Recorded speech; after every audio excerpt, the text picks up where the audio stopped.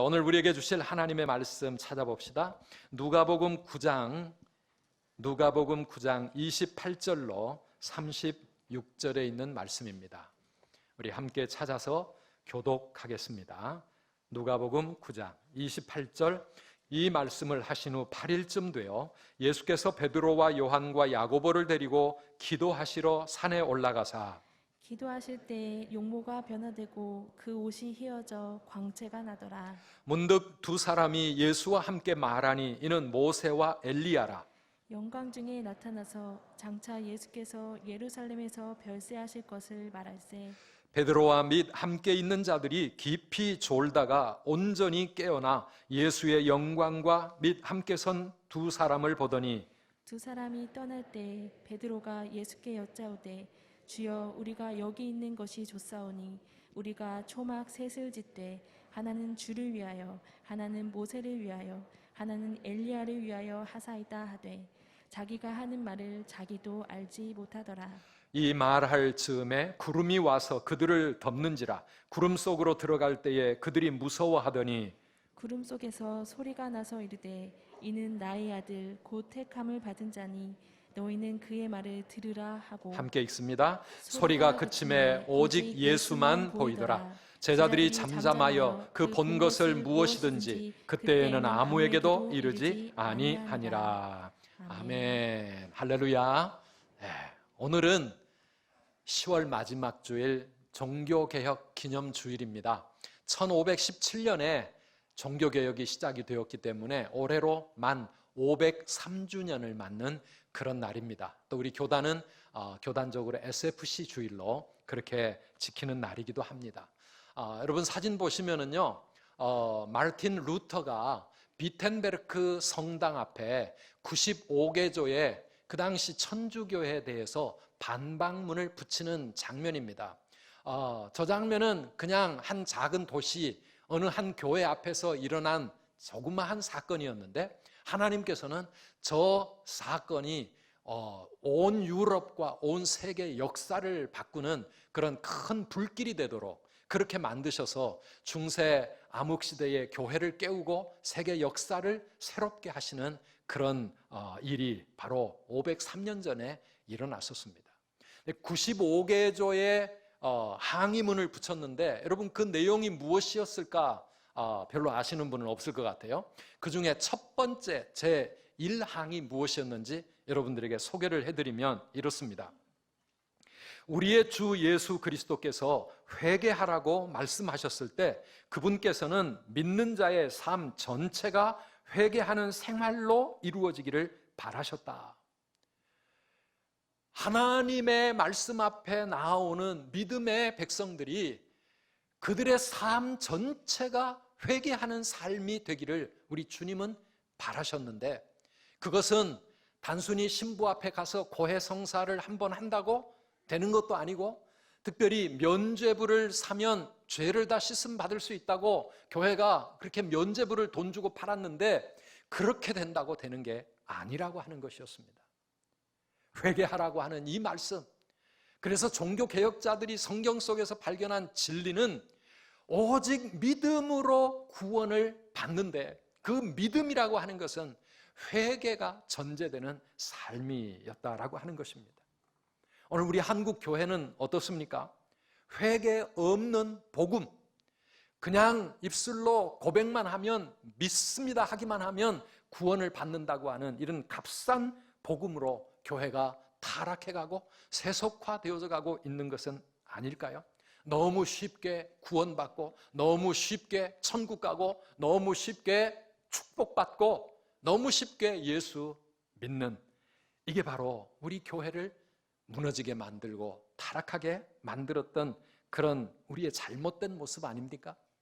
이 코로나 속에서 우리는 우리의 신앙을 다시 돌아보면서 주님이 원하시는 회개의 삶이 오늘 나에게서 어떻게 이루어져야 될 것인지 정말 하나님 앞에 회개하면서 나 자신부터 변화되고 그리고 교회가 다시 진정한 부흥의 시대를 맞이할 수 있기를 기도하고 사모하고 그렇게 우리의 삶을 주님께 드리는 우리 모든 성도님들 되시기를 축원합니다. 신앙에는 두 가지 차원이 있습니다. 우리 주님이 원하시는 우리 올바른 건강한 신앙의 두 차원이 무엇일까? 오늘 말씀을 통해서 내 자신의 신앙을 한번 점검해 볼 수 있기를 바랍니다. 첫 번째는요, 산 위로 올라가는 영성으로 그렇게 표현할 수 있습니다. 산 위에 초월적인 영성, 이게 오늘 본문 속에서 우리가 발견하는 신앙의 첫 번째 차원입니다.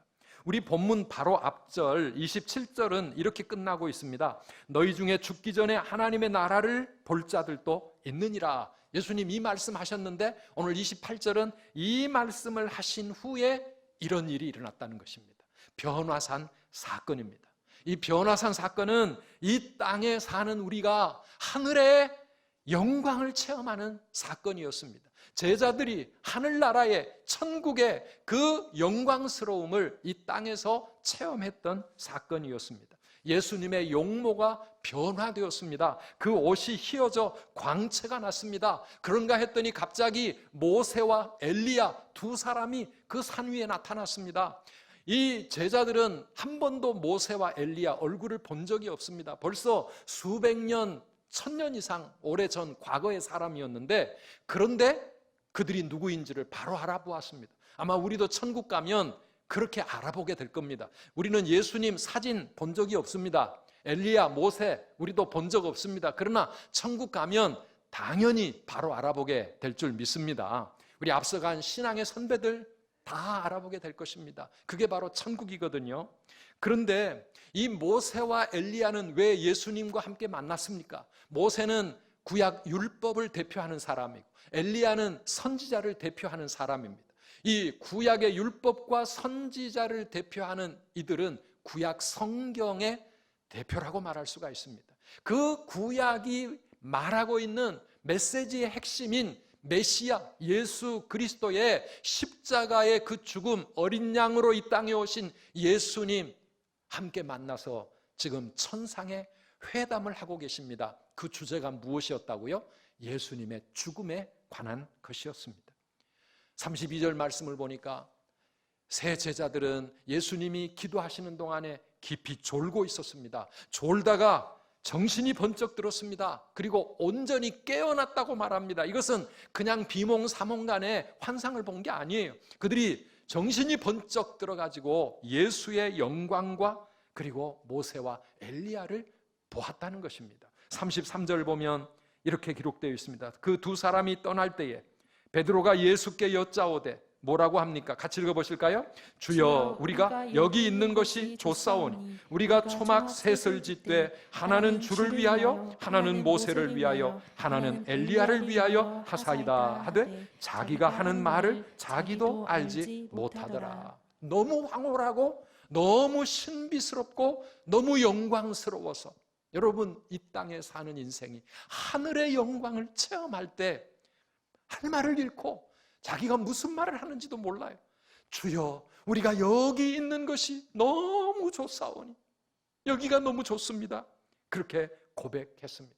베드로는 그날 거기서 듣고 보았던 그때의 그 체험을 평생 잊을 수가 없었습니다.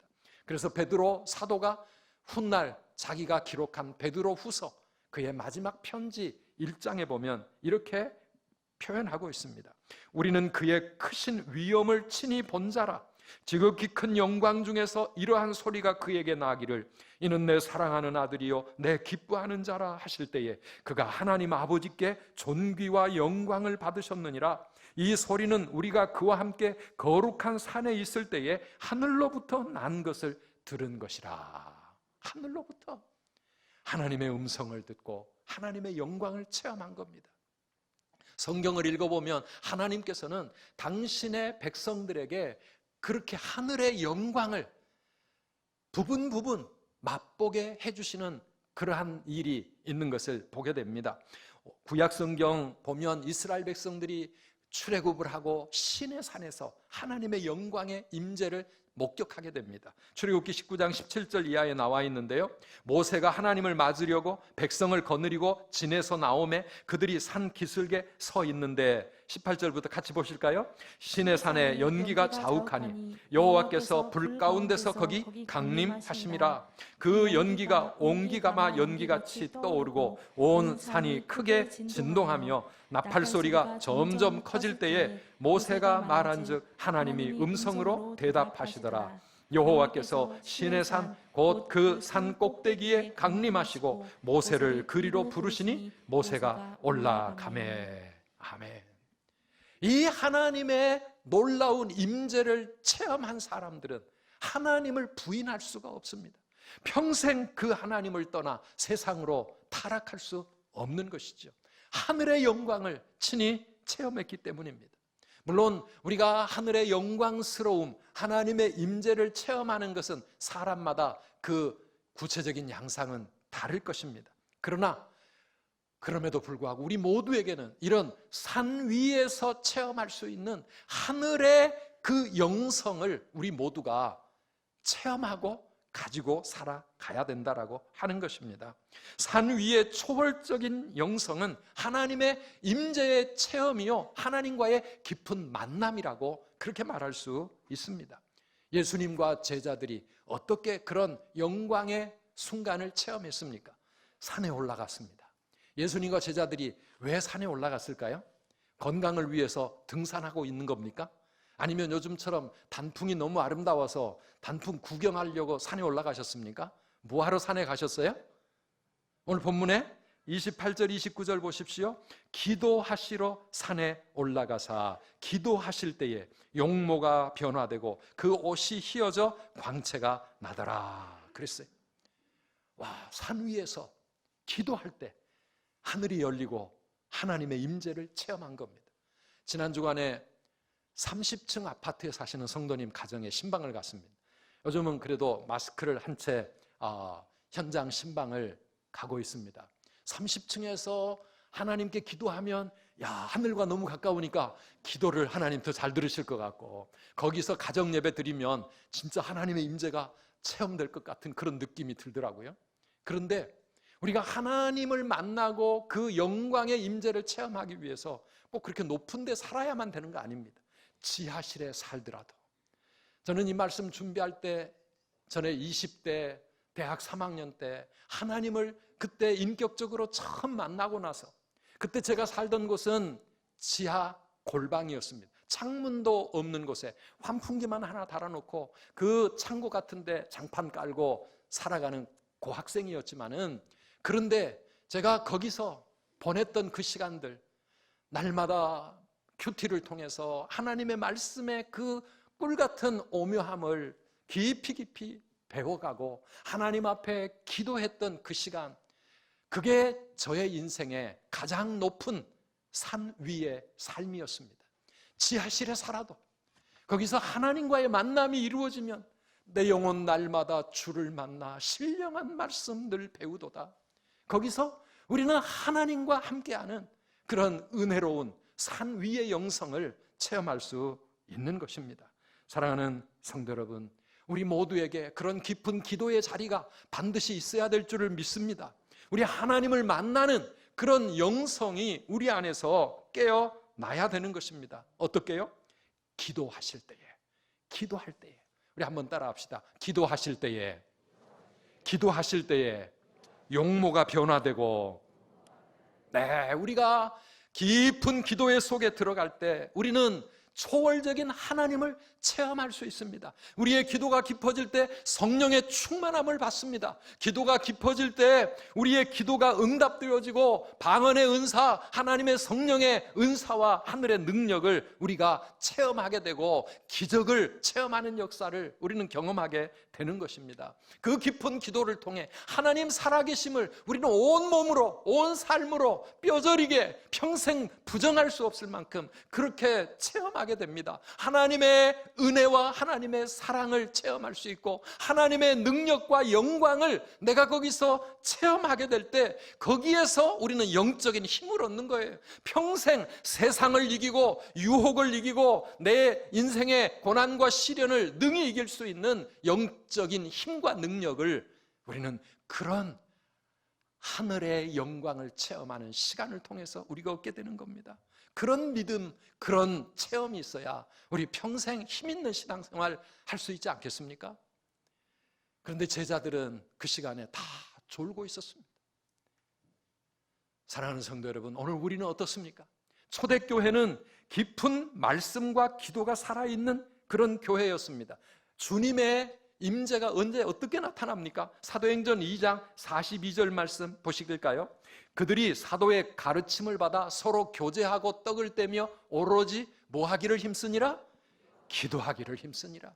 말씀의 가르침을 받고 함께 모여 오로지 기도에 힘쓸 때 그때 어떤 일이 일어납니까? 바로 다음 절입니다. 사람마다 두려워하는데 사도들로 말미암아 기사와 표적이 많이 나타나니, 기적이 일어나고 하나님 살아계신 것이 교회 공동체를 통해 세상 사람들에게 알려지게 됩니다. 병든 자가 낫기도 하고 하나님의 성령이 충만하게 임해서 방언이 터지기도 하고, 그런가 하면 아나니아와 삽비라라고 하는 사람은 성령님을 속이다가, 하나님을 속이다가 그만 갑자기 죽음을 당하기도 하고, 와, 이런 일들을 사람들이 보게 되니까 그 마음에 두려움이 생긴 거예요.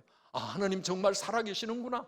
예수 그리스도, 그분은 전능하신 능력의 하나님이시로구나. 이것을 깨닫게 되니까 교회가 변화되기 시작하는 겁니다. 성도들의 삶이 달라지기 시작하는 겁니다. 사랑하는 성도 여러분, 이 거룩한 두려움이 교회를 살리는, 우리 성도의 삶을 변화시키는 영적인 능력이 되는 줄 믿습니다.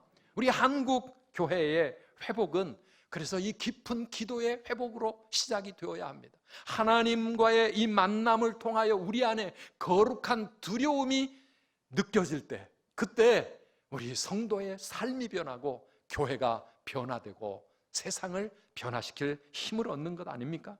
오늘 우리 교회가 변화산과 같게 되기를 주님의 이름으로 축원합니다. 우리가 하나님을 예배할 때, 우리가 하나님이 이곳에서 하나님께 예배할 때, 기도할 때, 찬양할 때, 말씀을 들을 때, 이 가운데 주님의 임재가 체험되어지고 여기서 우리 하나님의 영광을 보게 되고 내 자신이 변화되고 삶이 변화되는 그런 이 시대의 변화산과 같은 하나님의 산이 되기를 주님의 이름으로 축원합니다.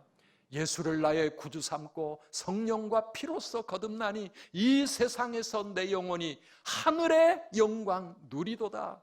그래서 예배는 이 땅에 사는 우리 인생들이 하늘의 영광을 누리는 시간이고, 교회는 이 세상에 죄 많은 인생들이 이곳에 와서 이 영광의 하나님, 전능하신 하나님, 거룩하신 하나님을 만나는 이 땅의 변화산과 같은 것입니다.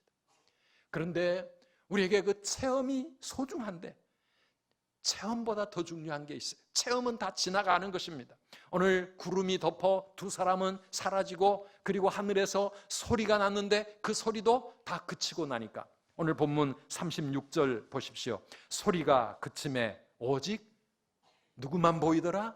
예수만 보이더라. 오직 예수만 보이더라. 모든 영광, 모든 체험의 초점은 오직 예수, 오직 예수. 우리 선두교회 예배당에 들어올 때 여러분 그 정문 옆에 뭐가 있어요? 오직 예수, 오직 예수. 이곳은 사람이 주인이 되는 곳이 아니고 사람의 목소리가 커지는 곳이 아니고 오직 예수께서 우리의 마음, 우리의 삶을 다스리시고 우리의 왕이시고 우리 하나님이신 곳, 그곳이 바로 우리 선두교회인 줄 믿습니다. 그래서 우리가 은혜 받고 나면은요, 다른 게 다 사라져요. 성도들도 소중하고 프로그램 뭐 여러 가지 사역들도 다 중요하지만은 그러나 세상과 나는 간 곳 없고 구속한 주만 보이더라. 오늘 우리의 심령 속에 오직 예수님으로 충만하시기를 주의 이름으로 축원합니다. 이게 산 위에서 우리가 체험하는 초월적인 영성이라고 말할 수 있습니다. 그런데 우리의 신앙은 거기서만 끝나면 안 됩니다. 산에서 세상으로 내려오는 성육신적인 영성, 이게 오늘 우리에게 반드시 또 있어야 될 신앙의 모습입니다. 여기가 좋사오니 우리 여기에 집을 짓고 여기 영원히 살면 좋겠습니다, 이렇게 고백하는 제자들. 그런데 예수님은 그런 제자들을 데리고 산에서 내려오십니다. 오늘 우리 본문 바로 다음에 이어지는 37절 이하의 말씀. 이튿날 산에서 내려오시니 큰 무리가 맞을세. 우리 40절까지 함께 보실까요? 무리 중에 한 사람이 소리질러 이르되 선생님 청하건대 내 아들을 돌보아 주옵소서. 이는 내 외아들이니이다. 귀신이 그를 잡아 갑자기 부르짖게 하고 경련을 일으켜 거품을 흘리게 하며 몹시 상하게 하고야 겨우 떠나가나이다. 당신의 제자들에게 내쫓아 주기를 구하였으나 그들이 능히 못하더이다. 우리 주님이 왜 그 제자들을 데리고 다시 산 아래로 내려오실 수밖에 없습니까? 이 산 아래 고통 속에서 살아가는 수많은 인생들이 있었기 때문입니다. 거기에는 고통하는 한 어린아이의 울부짖음이 있습니다. 귀신 들려서 자신의 인생을 제대로 살지 못하는 그런 불쌍한 어린아이가 있고, 그 외아들을 살려달라고 부르짖는 그 아버지의 부르짖음이 있습니다. 그런데 그 아이를 고쳐주지 못해 쩔쩔매고 있는 제자들이 있습니다. 능히 못하더이다. 오늘 이게 우리의 현실 아닙니까? 이것이 우리 교회의 또 현실 아니겠습니까? 이 땅 위에 죽어가는 수많은 영혼들, 울부짖는 고통 속에 있는 그런 많은 인생들.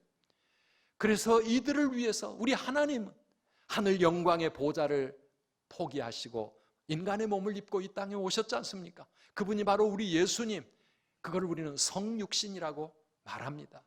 모든 영광을 내려놓고 이 땅에 고통받는 세상에 내려오신 것입니다. 오늘 여기 예수님과 제자들은 변화산의 그 영광스럽고 행복하고 황홀하고 신비했던 그 모든 것들을 뒤로하고 고통 속에 부르짖고 있는 이 땅에 찾아오셨어요. 예수님의 귀에는 그 어린아이의 울부짖음과 그 아버지의 부르짖는 그 기도 소리가 들려왔고, 주님의 눈에는 이 세상에 고통하는 인생의 모습이 보이셨던 것이지요. 마가복음 6장 34절 말씀입니다. 예수께서 나오사 큰 무리를 보시고 그 목자 없는 양 같음으로 인하여 불쌍히 여기사 이에 여러 가지로 가르치시더라. 목자 없는 양처럼, 양에게 목자가 없다면 그 양은 얼마나 불쌍한지, 어디로 가야 할지, 무엇을 해야 할지, 어떻게 살아야 할지, 모든 것이 막막하고 답답하고, 그래서 이리저리 방황하다가 다치고 찔리고 고통 속에 살아가는 목자 없는 양 같은 인생들. 우리 주님은 우리 세상 사람들을 바라보시며 그렇게 불쌍한 마음으로 보셨다는 겁니다. 우리를 불쌍히 여기셨기 때문에 우리 주님은 영광의 자리를 마다하고 이 땅 고통받는 이 세상에 오신 것 아닙니까? 그러면서 믿는 우리들도 영광의 자리에, 예배의 자리에, 주님과 함께하는 그 행복한 자리에, 거기에 머물러만 있지 말고 이 세상으로 내려와서 그 불쌍한 영혼들을, 목자 없는 양들을 생명의 길로 인도하라고 우리를 이 땅으로 다시 내려오게 하시는 것 아니겠습니까? 세상을 향한 애타는 사랑 때문에 우리 주님이 하늘에서 세상으로, 산 위에서 땅으로 내려오신 것처럼 오늘 우리들을 향하여 세상을 향해 가라고 말씀하시는 거죠. 출애굽기를 읽어보면 모세가 호렙산 광야에서 하나님을 만납니다. 떨기나무 불꽃 속에서 하나님이 모세에게 찾아오십니다. 모세는 난생 처음 보는 그 모습 앞에 하나님의 음성을 들으며 어쩔 줄 모릅니다. 그런데 그 모세를 향하여 하나님은 뭐라고 말씀하십니까? 너는 이제 가라고 말씀하십니다. 3장 10절에 보면 이제 내가 너를 바로에게 보내어 너에게 내 백성 이스라엘 자손을 애굽에서 인도하여 내게 하리라 말씀하십니다. 고통하는 내 백성이 애굽에서 종노릇하고 있으니 모세야, 네가 가서 그들을 구원하라고 하는 것입니다. 거룩하신 하나님을 만난 사람들, 영광의 주님을 만난 사람들은 이제 또 다시 땅으로 보냄받은 사람들이요, 세상에 가야 할 사람들입니다. 그래서 마가복음 16장 15절에 우리 주님께서도 우리에게 말씀하십니다. 너희는 온 천하에 다니며 만민에게 복음을 전파하라. 만민에게 복음을 전파하라. 41절 말씀처럼 우리가 살아가는 이 시대도 믿음이 없고 패역한 세대일 것입니다. 주님이 사시던 그때뿐만 아니라 지금 이 세상도 마찬가지 아닙니까? 오늘 우리 성도들이 산 위의 영성과 함께 세상을 향한 영성, 신앙의 두 차원을 다시 회복할 수 있기를 주님의 이름으로 축원합니다. 우리 게으르지 맙시다. 기도의 자리로 힘을 다해서 나아갑시다. 우리 교회도 토요일 새벽도 평일과 똑같이 차량 운행하면서 우리 새벽 기도를 더 깨웁시다. 교역자들이 그렇게 마음을 모았습니다. 그리고 토요일까지 우리 실시간 영상도 우리 성도들에게 보내드립시다. 그래서 어찌하든지 기도하는 일에 우리 열심을 내고 교회가 다시 깨어나고 살아날 때가 아닌가. 사랑하는 성도 여러분, 옛날에는 철야도 많이 했고 금식도 많이 했고 기도원도 많이 갔습니다. 이 산 위를 향하여 우리 주님의 은혜를 사모하며 하나님 앞에 나아갔던 그 영성을 오늘 우리 한국교회가 다시 회복해야 되지 않겠습니까? 왜 산 위로 가야 합니까? 저 높은 곳을 향하여 왜 올라가야 합니까? 우리의 평범한 일상 속에서는 결코 하나님의 이 놀라운 은혜를 체험할 수 없기 때문입니다. 잠시 모든 것 내려놓고 우리 산 위로 올라갑시다. 기도의 산 위로 올라가고 말씀의 산 위로 올라가고 주님을 만나기 위하여 애타는 마음을 가지고 하나님 앞에 더 올라가시기 바랍니다. 올라가는 거는 쉽지는 않습니다. 힘이 듭니다. 그러나 우리가 그 하나님의 산에 올라갈 때 내 영혼이 하늘의 영광을 누리며 내 삶이 살아날 수 있고 우리가 다른 사람을 살릴 수 있는 사명의 삶을 살아가는 줄 믿습니다. 우리 중직자 여러분 앞장서시기 바랍니다. 산 위에서 주님을 만나고 영적인 능력을 얻어야 하고 그리고는 다시 이 땅으로 내려와 세상으로 내려와서 주님이 맡겨주신 사명을 감당해야 하는 것입니다. 어제 어느 일간 신문을 보니까 김민성이라고 하는 성악가 바리톤 지금 어느 대학 교수로 이렇게 왔는데 36살밖에 안 돼요. 아주 멋있게 생겼죠. 훈남인데요. 우리 이분이 연세대 성악과를 졸업을 하고 유학의 꿈을 키우다가 27살 때야 알바를 해가지고 300만 원을 겨우 만들어서 그거 가지고 무조건 음악의 나라 오스트리아로 날아갔습니다. 갔는데 말은 안 통하지요. 그 다음에 가진 돈은 변변치 않죠. 한 달 내내 마른 빵으로 끼니를 때우면서 너무 배가 고파서 성악가인데 노래를 할 힘도 없을 만큼 그렇게 고생을 많이 했는데요. 그런데 그 상황 속에서도 한 가지 포기하지 않았던 게 있어요. 예배의 자리, 기도의 모임, 여기에 가가지고 온 힘을 다해 하나님을 찬양하면서 하나님께 자신의 인생의 길을 열어달라고 부르짖고 기도한 것입니다. 그렇게 하나님을 의지하고 나아갈 때 그의 길을 하나님이 열어주셨습니다. 프랑스 국립 오페라 센터에서 그를 국비장학생으로 받아줍니다. 또 마르세유 국립음악원에 진학하여 거기서 수석 졸업을 하게 됩니다. 지금은 한국에 돌아와가지고 성악 활동을 하면서 어느 대학의 교수로 그렇게 36살인데 멋진 삶을 살아가고 있습니다. 그런데 그의 고백이 참 감동입니다. 성악가니까 어디든지 면접 시험을 볼 때 이 노래를 불러야 되잖아요.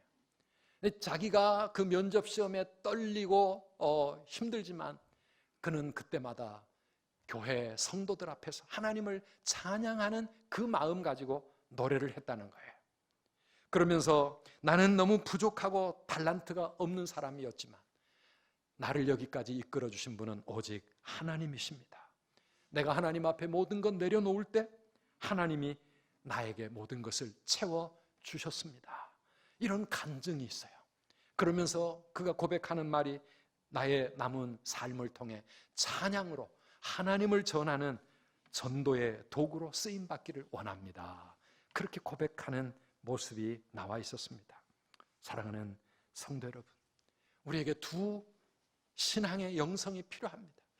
하나님을 내가 나의 하나님으로 만날 수 있는 그런 영적인 체험, 그러기 위해서 정말 산 위로 올라가는 깊은 기도의 자리로 올라가는 이런 영성이 우리에게 회복되어져야 되고, 그렇게 하나님을 만나고 은혜를 받았다면 다시 이 땅에서 나에게 맡겨진 이 전도자로서 사명의 삶을 우리는 살아가야 합니다. 그냥 여기가 좋사오니 하면서 주저앉아 있지 마시고 다시 세상으로 내려가기를 주님은 원하십니다. 그래서 축복과 사명은 우리에게 함께 있는 겁니다. 영광과 고난도 우리가 같이 짊어져야 될 그런 그리스도인의 삶이 아니겠습니까? 이 세상에 나가서 복음을 전하고, 특별히 이렇게 반기독교적인 분위기가 팽배한 이때에 우리가 주님의 증인으로 복음 전도를 하려고 그러면 얼마나 우리가 많은 또 순환을, 고난을 각오해야 되겠습니까? 어느 분야든지 주님의 뜻을 이루며 산다는 것은 고난을 각오하지 않으면 안 되는 삶이 아니겠습니까? 사랑하는 성도 여러분, 그러나 우리는 교회에서 다시 세상으로 나가야 되고, 오늘 여기 예배의 자리로 오셔서 여기서 하나님을 체험하고 은혜를 받았다면 다시 사역의 현장으로, 사명의 자리로 우리 달려가야 될 줄 믿습니다. 주님과 함께하는 이 행복한 시간뿐만 아니라 세상 속에 나가서 주님의 증인으로 살아가는 그런 전도자의 삶을 우리는 감당하셔야 합니다. 그래서 우리가 그렇게 살아갈 때 우리는 예수님의 구원의 통로가 되고 축복의 통로가 되고, 이 목자 없는 양처럼 방황하며 살아가는 이 세상 사람들에게 치유와 회복의 통로로 하나님 앞에 쓰임받게 될 줄 믿습니다. 이번 가을에도 우리 전도, VIP 전도 운동을 하는데요, 이번에는 슬기로운 전도 생활, 이런 주제로 정했습니다. 요즘 슬기로운 의사생활 이런 게 인기라면서요. 그래서 지금 이 코로나 시대에, 비대면의 시대에, 더구나 교회가 많은 욕을 먹고 있는 이런 시대에 우리가 어떻게 슬기로운 전도 생활을 감당할 수 있을까? 정말 이런 코로나 상황이지만 그럼에도 불구하고 세상을 우리가 다시 바라보면 지금 이 상황 속에서 너무 힘들기 때문에 정말 예수님이 필요한 사람들 많이 있습니다. 마음이 우울하고 무엇을 어떻게 해야 될지 알 수가 없고 모든 게 답답하고 터질 것 같은 그 마음의 고통이 있는, 신음하는 그 영혼들 속에 우리 예수님의 사랑을 전해주고, 예수님이 참 우리의 생명이요 능력이요 모든 것을 이길 수 있는 하나님의 참된 길이 되는 것을 우리가 전도하는 그런 전도의 삶을 슬기롭게 살아가시기를 축원합니다. 옛날처럼 거리를 다니며 노방전도를 하고 축구전도를 하고 그럴 시대는 아니지만 하나님이 우리에게 붙여주신 사람들이 있습니다. 믿지 않는 가족들과 친척들은 물론이지만 매일매일 만나는 직장의 동료들, 학교 친구들, 그리고 거래처 사람들, 단골 손님들, 우리의 이웃들, 우리가 자주 만나게 되는 그 영혼들을 하나님이 나에게 붙여주셨구나. 나를 통해 그 영혼이 하나님을 만나게 되도록 정말 예수님 안에 있는 참 기쁨과 평안과 하늘의 행복을 누리는 그런 축복을 받도록 나를 붙여주셨구나. 우리 이걸 관계전도라 그러잖아요. 그래서 이번 가을에는 내 주변에 있는 그런 분들을 우리가 기도하는 가운데 하나님 나에게 붙여주십시오. 그들을 내가 품기를 원합니다.